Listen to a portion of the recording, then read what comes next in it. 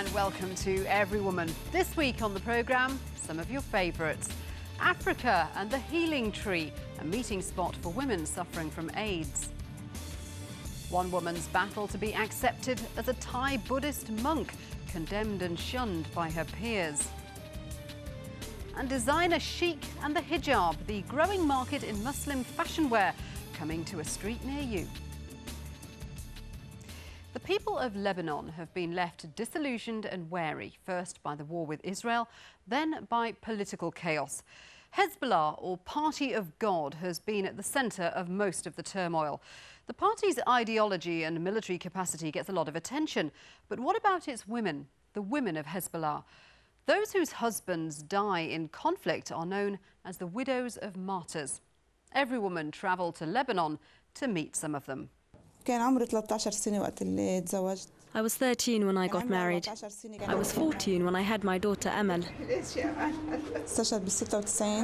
My husband was martyred in 1996 on the 22nd of April during Israel's Operation Grapes of Wrath.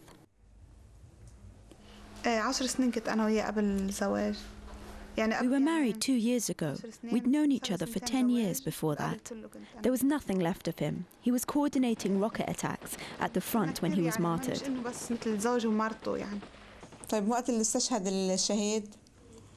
When my husband was killed, the Association of Martyrs, which is a part of the Hezbollah organization, sponsored the whole family. They gave us a monthly salary, they paid for the children's tuition, they took care of our medical bills and even paid for entertainment and activities. The association took care of us the way a father would look after his children. My husband had a really close relationship with his daughter Emel because she's the eldest. I feel that my daughter will suffer in the same way I did, because life without a husband is very difficult.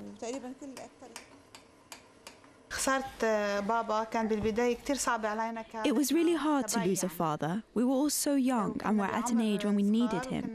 But with my husband it was worse. This time I felt like I had lost everything. The last morning I saw him, he woke me up before going to work, and he said he'd like to have a morning coffee with me. We drank the coffee and watched the morning news. They were reporting on the military operation in the south.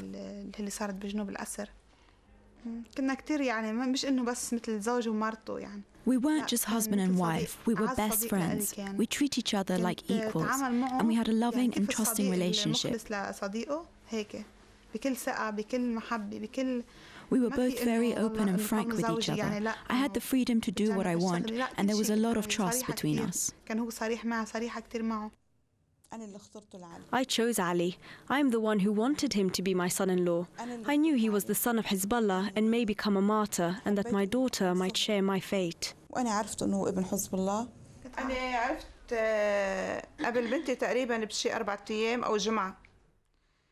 I found out that her husband had died a week before she did.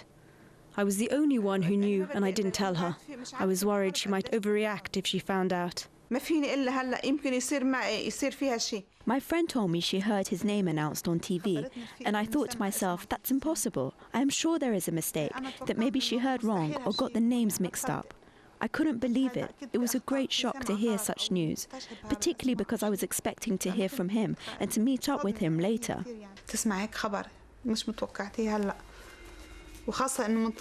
We buried them in our village, Majd al-Zun, near Tir. Every Friday we go to the village and visit the martyrs' graveyard. We read from the Quran. Of course it's difficult to see your father's and husband's graves. It is so hard seeing their graves so near each other. It makes me so very sad. I can't believe that they are the ones buried in this earth. It's not them that should be buried. They should be, I don't know, they shouldn't be in the ground. If there's a decree that women can fight on the front line, I will be the first to join up. I am proud of my daughter because she is now the wife of a martyr.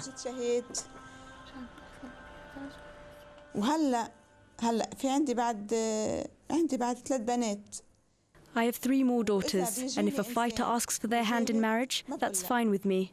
If it were my choice, I would only marry them off to Hezbollah resistance fighters.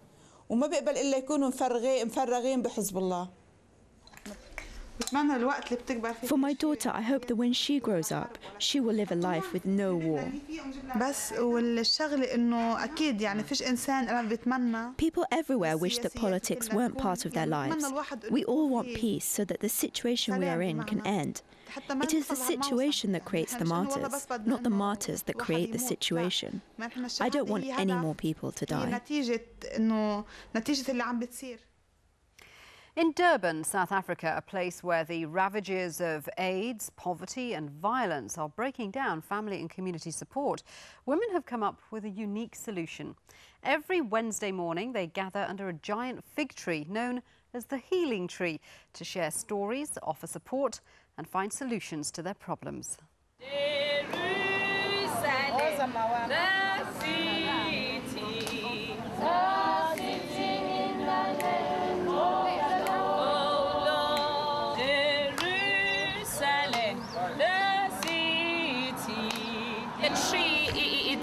An African solution. It's where we can gather and share our experiences so that we can still live positive life. When we talk about the tree, people they get motivated, they get support because they know if you go to the tree, there's medication, there's food. They pray together, they sing together, they love each other. That is why they come here at the tree.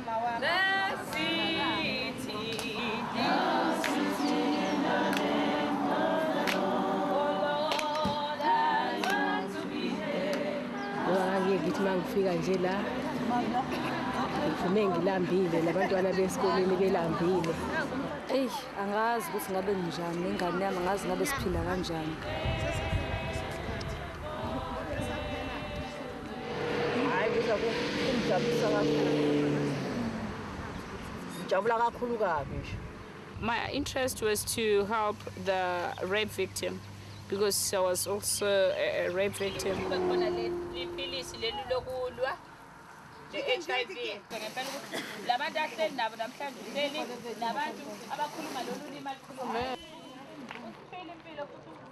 Even today, we picked up a case, a rape case, and fortunately it happened yesterday. And the mother, because we always preach that if your child has been sexual abused, report it early so that the child can get the drug, the HIV drug that we fight it for it.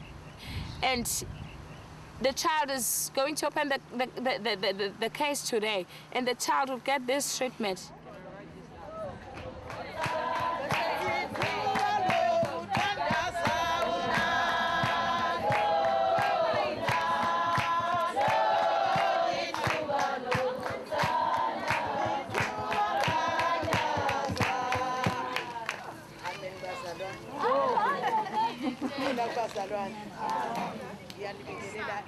We are a non-political organization, but we express ourselves by marching, showing them that we don't like this. We are together. We want to see the difference for women and children's rights.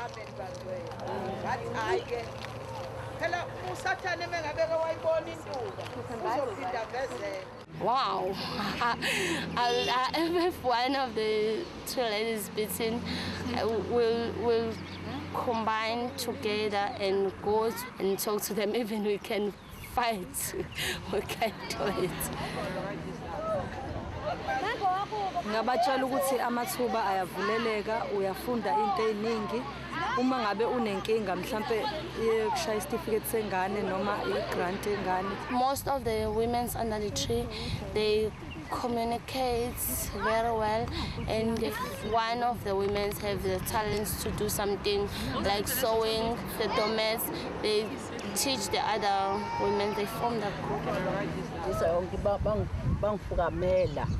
Kwangangingazi ukuthi ngisikhathini ngingazi lutho nobaba ngekho ngabatshela ukuthi anginababa ekhaya ubaba msekho nengane azinalutho ezoyisho. Nomkhuleko ke waphansi kwesihlahla ngiyawubonga kakhulu ngoba kwakuye ukuthi makhuleka ngaleso sikhathi ngivele ngikhaya.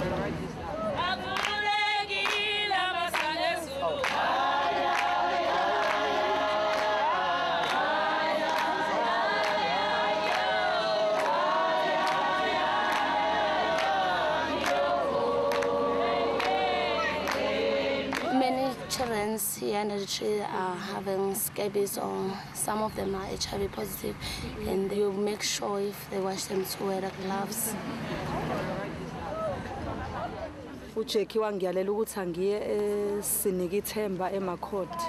Ngafika nakhona ngamukelwa, ngasizakala, ngatreatwa, ngenza i-CD4 count mina nengane yami. Ngafunda okuningi ukuthi igciwane liyini, ithelelana kanjani, sengakwazi nokufundisa umuntu nokuthi nami nomntana wami fanele siphathe kanjani, siphile kanjani, sidlile.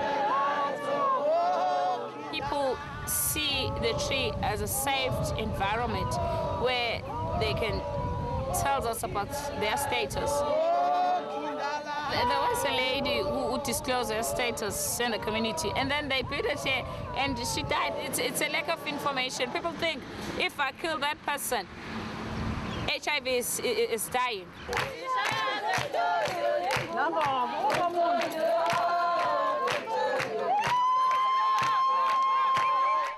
The healing tree bringing hope there. Now, after the break, one woman's fight to be accepted as a Buddhist monk. Stay with us.